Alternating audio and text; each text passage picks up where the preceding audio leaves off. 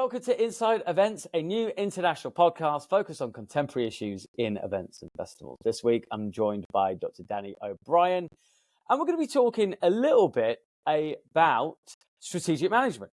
Welcome, Danny. If you could tell us a little bit more about who you are, the organisation you work for, and why you, for some time, been interested in this concept of strategic management. Thanks, Mike. How are you? I hope you're well. Good. So I'm an associate professor of sport management in the business school at Bond University, Bond Business School. And I've been there for a bit more than 10 years, I guess, 11 years.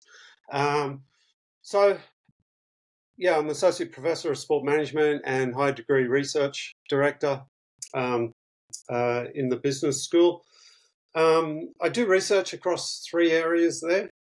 So event leverage, strategic management, and also sustainable surf tourism. So three areas that sound really sort of different, but actually do share a sport for development angle.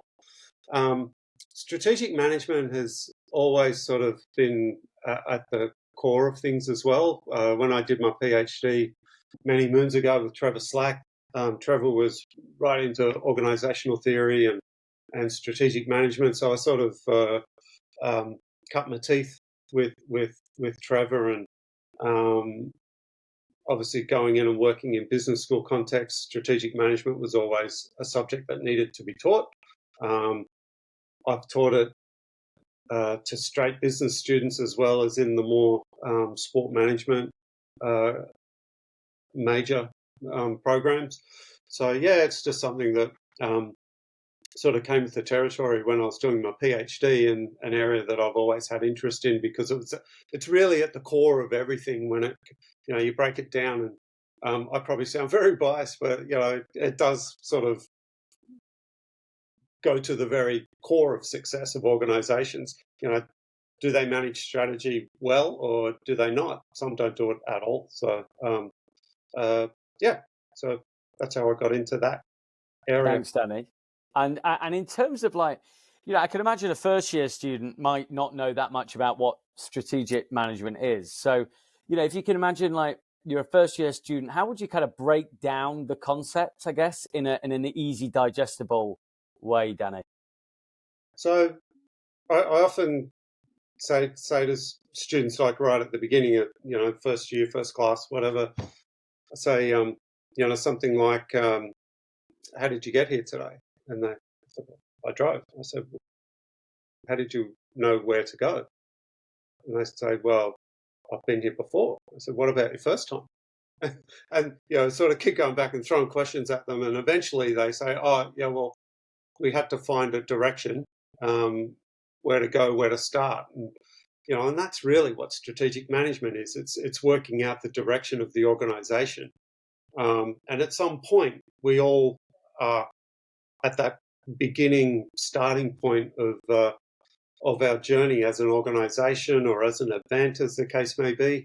So really, strategic management is managing the strategy of the organization, and it begins with analyzing who are we, what are we about, what are we here for, what are our values, and based on that, what do we want to do?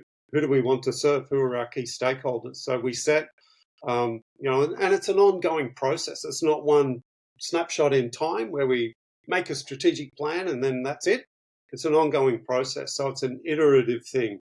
A strategic plan should be a living document. It should, or a living process. So we analyze, we learn from our internal environments within the organization, external environments, looking beyond, and then establish strategic direction, create strategies, execute strategies, review those strategies. What do we do well? What did we not do so well? And we have that strategic control system of feedback, feed forward, concurrent control mechanisms that tell us, are we on the right track? Are we not? Strategy is a difficult term. It's used in so many different contexts. We talk about the digital strategy of the um, Major League Baseball or whatever, different professional sports, and we talk about bid strategies of events. But strictly speaking, it comes from the Greek term strategos, which is, from the military, and it's got this, connotations of a military general defining where they're going in a military sense, and outflanking and using their strengths, overcoming weaknesses, etc. So you can sort of think of it in that term, those type of terms as well in the organisation. That we're about positioning ourselves in comparison to our competitors and trying to outcompete them.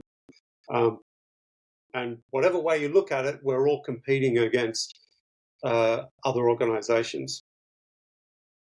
That's really useful. And I guess kind of going back to the Sun Tzu Art of War stuff, and right through to now, how would you say have there been some kind of key milestones in terms of how the concepts of strategic management's developed over the last maybe not as far back as Sun Tzu? We don't have that much time, but to think about over the last decades, and that well, I don't know. I'll settle down. But maybe going forward, thinking about where's it come from, and where's it going? What are the kind of key trends do you think, Danny? Well, you can go to any garden variety strategic management textbook and see the the nice boxes and arrows of we start here and we go to there, and that's kind of what I've described so far. That's the box and arrow approach. And that's a really good starting point to work out, okay, that's sort of what strategic management is. But, we know that it doesn't always work like that. The world is not made of boxes and arrows, so it's much muddier, it's much more grey.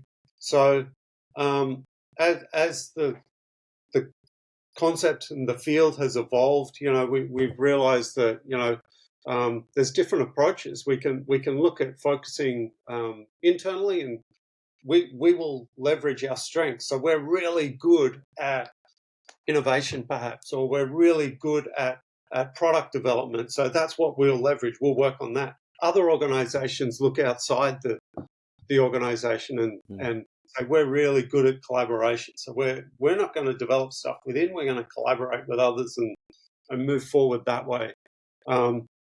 And there's no one right way to go about this. It's all about, at the end of the day, and silly me, I haven't used the term competitive advantage yet. It's all about. That's what strategic management is. It's about developing competitive advantage, and you do that by being different, by standing out in some way. So at some point in time, if you want to develop competitive advantage, you've got to look over the precipice and jump into the unknown. And that's very confronting for any manager, any organization, because, at the end of the day, what's our job as a manager? Our job as a manager is to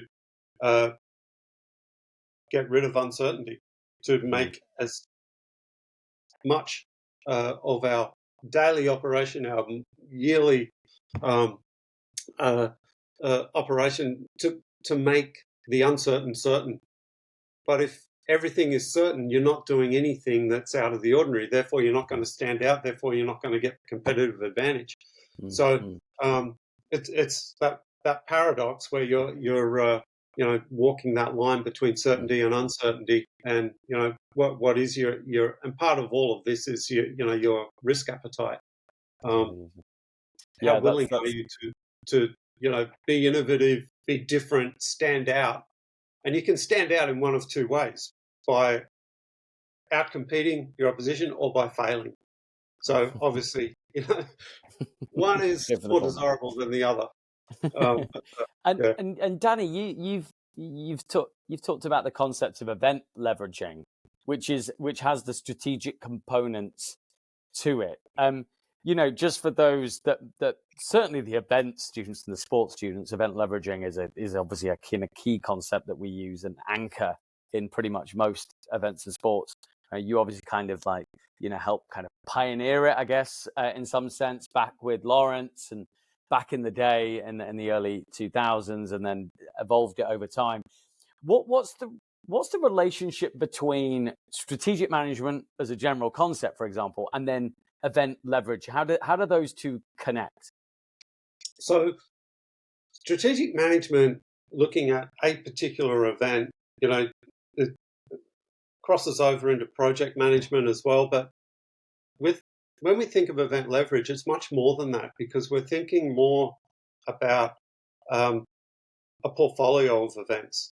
So, we think of any destination, and that destination has its portfolio of events.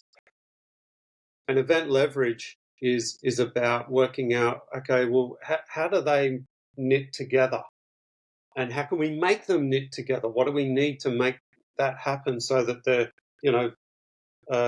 spread throughout the calendar year, that there's connections between, each of them targeting different markets and so on. And whereas a strategic management approach is good, but it's sort of more siloed.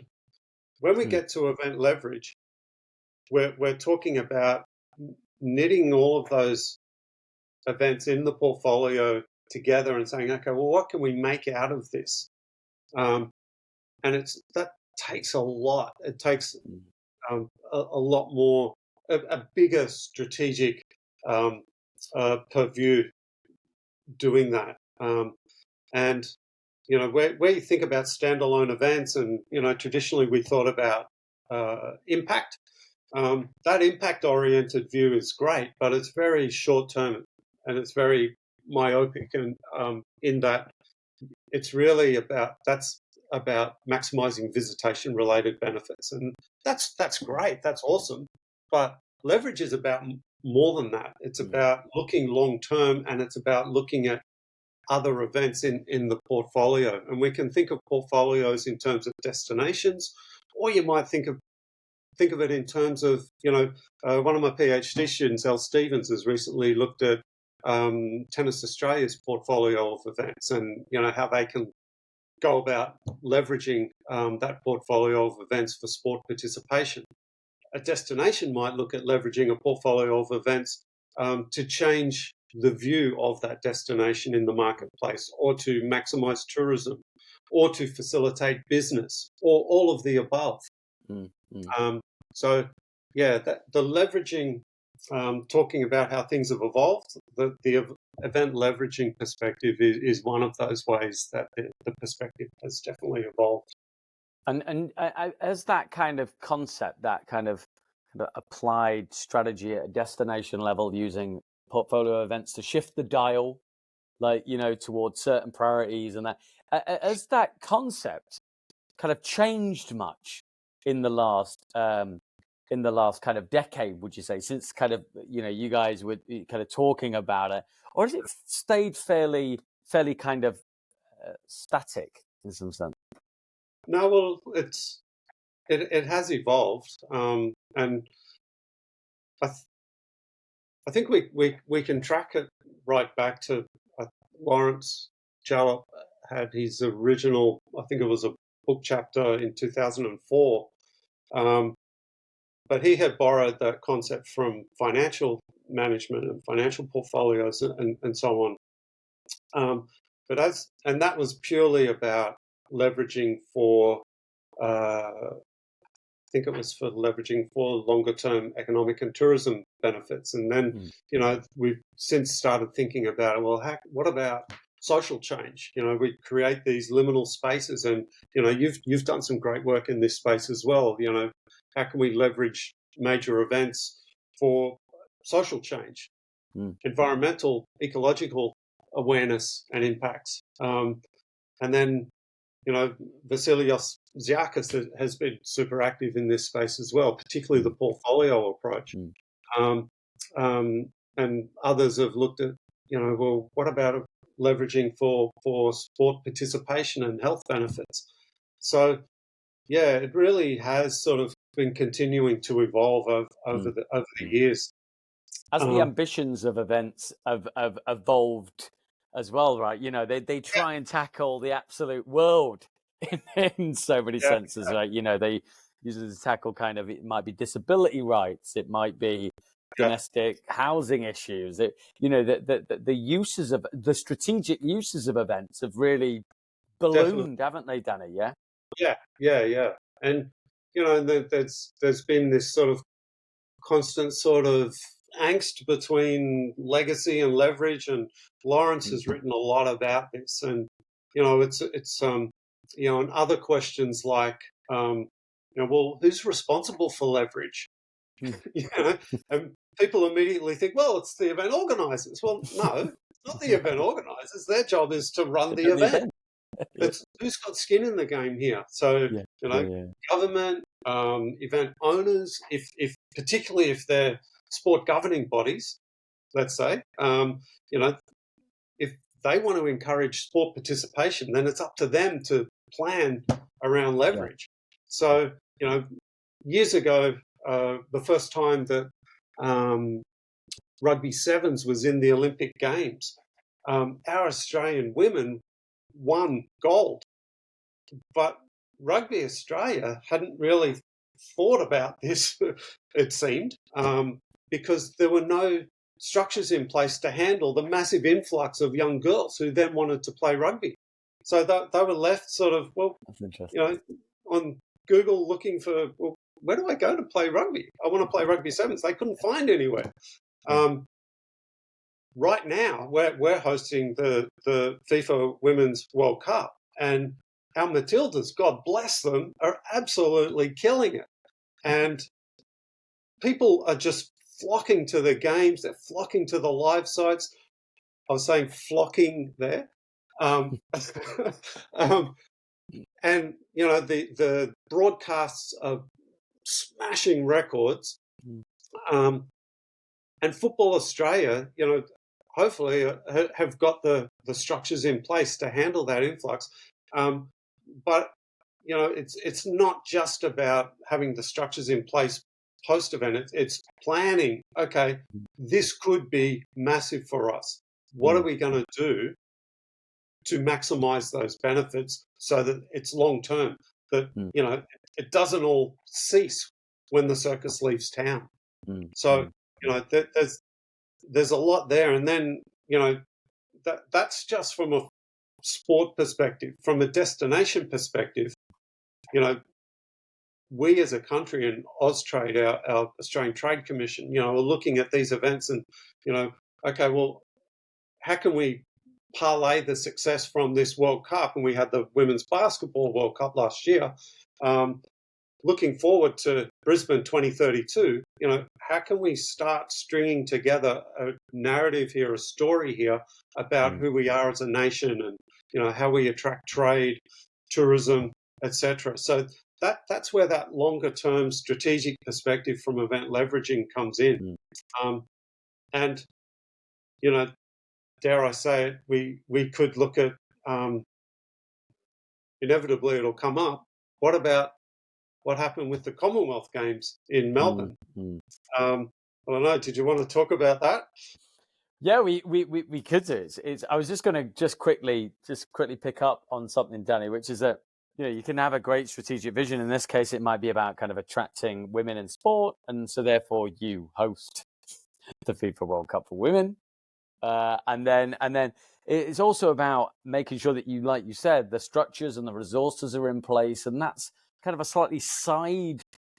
Like kind of sub branch, isn't it, of strategic management, kind of like strategic resource management and resource theories and bringing in kind of, so it's an interesting umbrella, isn't it? Yeah, that resourcing is part of strategy. I mean, and that's about, what I said earlier, one of our jobs as managers is to minimize uncertainty, and resource acquisition is a key part of that. You can't do, you can have the best strategy in the world, but if you haven't got the resources and the people to implement it, it's Mm, useless. mm, And mm. to analyze what happened in the implementation, Mm, it's mm. useless.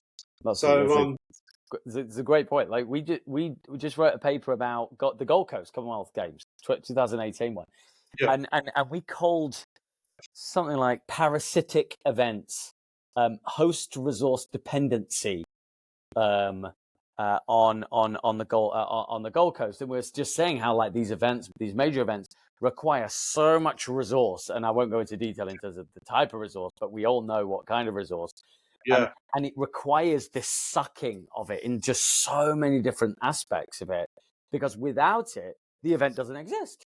So yeah, you can have the best vision and mission and everything like you want in the world, the best direction, but if you're yeah, unable to get the resource for it, then you can't achieve what you want to achieve. And that was quite interestingly seen in Rio. They had the biggest event in the world, essentially, the Rio 2016 World Cup, but they just didn't have the economic, financial resource in order to support it. So the entire thing just went up in flames in some sense yeah, in a financial state of emergency. So they didn't have enough security people on the ground to manage it. They weren't able to secure exclusive spaces for sponsors and all that. And it's quite interesting that there does often seem like a mismatch between we want to do that and that and that, but no, we really don't have yeah, the resource to actually achieve it. And I find that quite interesting. That must be a big dilemma for that strategic field, yeah, right? absolutely. Yeah, because it just represents a disconnect where disconnect between planning and implementation, basically. Yeah, yeah, yeah. Um, you need both. Yeah. So Danny, in terms of, you mentioned Victoria Commonwealth Games. It's impossible not to talk about major sports events in Australia without talking about that at the moment and what it means for the broader strategy of the Commonwealth Games Federation, right? Yeah, The owners of the game. What, I'll ask a broad question. What strategically seemed to go wrong uh, there, would you say? yeah. Well, again, we talk about strategic management. It's all about planning. Part of that planning is analyzing your environment, and part of it is forecasting the future as best you possibly can. So, from a Victorian government perspective, you think about where they were. They'd been through a whole bid process. They'd won the bid. The games were happening, in 2 years' time or whatever it was. And they pulled out now because they said, well, costs have blown out much more than we thought they were going to. Um, so, at the very least there, you've got a fundamental failure of reading the environment. You know, you, we could have read that we were, coming out of COVID and that, Mm, the economy was going to speed up, there would be inflationary pressures, etc. So costs, even in the best of economic environments, we know that event um, estimations of cost blow out. mm. That's what happens. It's Um, predictive, yeah. from the Victorian government perspective, and it's a pretty salutary lesson for event managers here. And I always talk about this in class that as event managers, event owners, we've got to be honest up front and say this is what the event will cost. This will be the return on investment, without exaggerating, without BSing, because eventually that comes back to bite you. Because those in any economy, there's a demand for resources, right? As we've been Mm, talking about. mm, So, you know, in any city, any region, you've got the big institutions of education, medicine, um, law and order. So we need police on the beat. We need nurses and mm, doctors in the hospitals. We need um, social workers, etc. Um, so when you come along and say we're going to spend $6 billion on this big shiny stadium and an event, you better be able to show some return on investment. mm, So in mm, one sense, it was a brave decision by the Victorian government to cut their losses and say, look, no, it's blown out too much. We need to spend the money over here. mm, On the other hand, it was a monumental failure of strategic planning and strategic environmental analysis to, pull the pin now, where the Commonwealth Games Federation is left going, what? But we had this in place. It really risks potential. It's almost kind of quite damaging to the reputation as well, surely, of the region. That where you go, well, we're going to give you this event in the future. Are we really going to kind of the political winds will change and all that sort of thing, and then it all will be forgotten. I'm sure, the fact that But they, yeah. But also the ripple effects, like Edmonton. Sorry, not Edmonton. Alberta has pulled out of bidding for Commonwealth Games as well. So how many other cities have sort of seen the writing on the wall and thought, you know what? Yeah, we're not going to continue with our venture. Victoria's an interesting case because, like the previous ones, and correct me if I'm wrong, but they came in as a lot lower operating budget, lot lower budget than this one, right? This one just was a weird anomaly of, what was it, 8 million in the end or something it was going to be, and probably even more by the end, projected, inflation cost in there.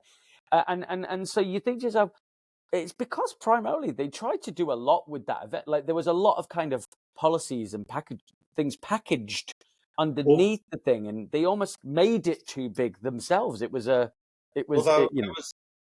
very big on getting it out of Melbourne and out into the regions. So it was all about creating regional impact, not so much like the last time Melbourne hosted it in Melbourne. This was going to be the Victorian Games, so spread throughout the state of Victoria. So the funny thing is that they've said, look, all of the construction that we had committed to, the new facilities and so on, we'll still build them out in the regions. But it's the event that we don't want now. So, because the event comes with a lot of burdens like contingency planning for the event. I remember that cost. And again, correct me if I'm wrong, or whoever, let me know afterwards by email. But the contingency planning money for London 2012 was like 20% of the entire budget. Like it was billions. So I can imagine that immediately you scrap the event. Well, you don't need the contingency plan for the event.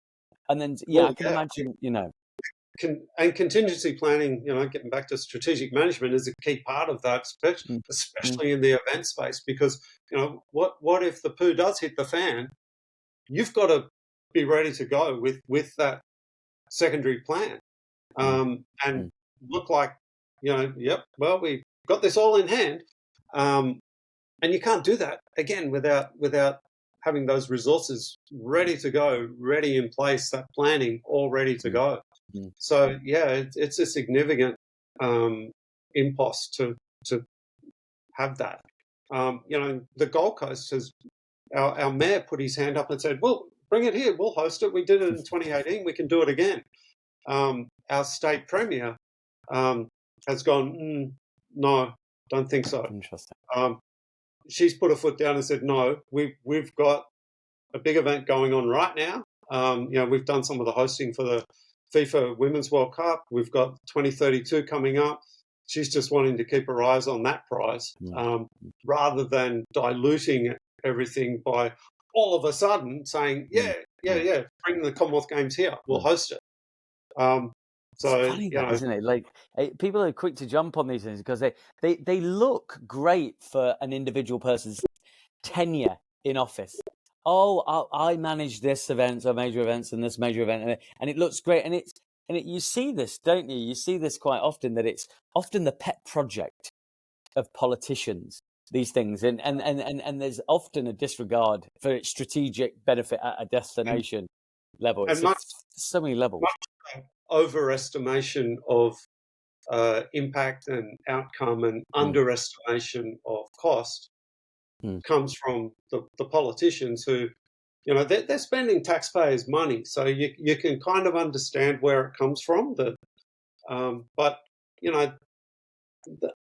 this case in Victoria right now is that illustrates the danger of that. And this is what I've been saying for years, that it does come back to bite. As an event sector, we've got to be as honest as we possibly can be with, well, what is going to be the cost here? What's going to be the return on investment? Because the longer term view is that our health and sustainability as a sector depends very much on us being honest and upfront in terms of cost and return on investment. That's probably a really good point to end this podcast on. We've already reached the 30-minute mark. I can't believe how quick that just went. It felt like a bit of a time warp. Thank you so much, Danny, for coming on Inside Events. I think you covered the conceptual side and certainly the challenger side and certainly the application side, having a chat about Victoria as well. So that was a Brucey bonus. I think one of the things, though, that all of that Victorian stuff tells us is that bigger is not necessarily better either. Are our events getting too big? Maybe. So what else is there? Is looking at quality of life outcomes. It's not all about getting bigger. It's about looking within and looking. Kate Rayworth, she's an economist from Oxford University, talks about donut economics. I don't know if you've come across her work, but really interesting in thinking about that in the strategic management and particularly in the event sector. And that donut economics and the concepts around kind of degrowth, they're becoming more and more prominent, aren't they? As we want to kind of reduce reliance on the ecosystem and all that sort of thing. Yeah, it's important. Danny, I'll drop you a line and try and get some kind of resources that could support. That if anyone's interested in learning more, we'll add them underneath this video, and so people can kind of follow that up a little bit more. But thank you so much for coming on Inside Events, Danny. Always a pleasure. Always a pleasure. Thanks, mate.